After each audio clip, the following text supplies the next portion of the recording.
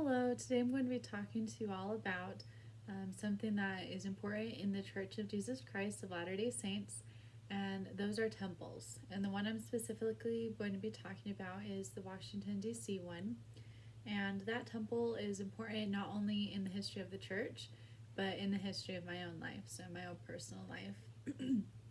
Now, just some basic features about the temple is that it was built originally in 1973, and right now it has been recently remodeled very heavily and had 4 years of extensive reconstruction, and it is completed now. So a lot of people have been able to go see the new temple open house, which is very exciting considering it's been nearly 50 years since it was originally built, and the public is now able to see the new changes in the temple.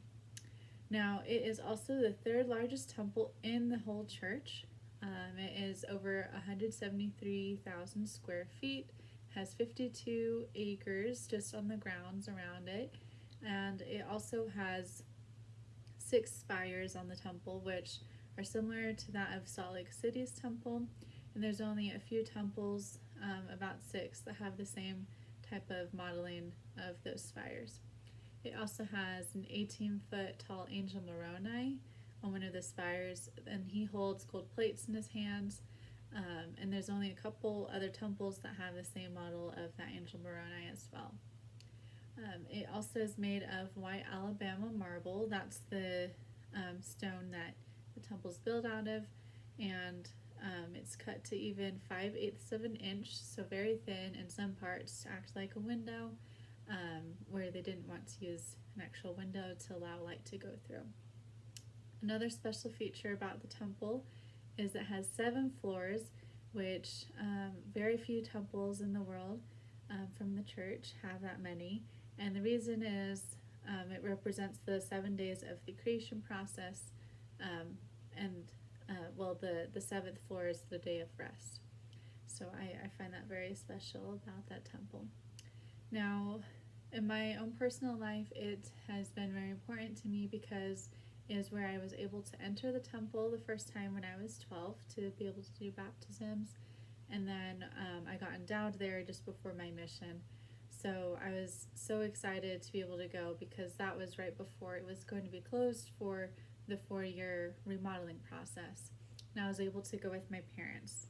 And here is a photo of when I was able to go with my parents that day before my mission. It was a very special time for me just because it was just the 3 of us, and I was just so ready to go and serve the Lord at that time.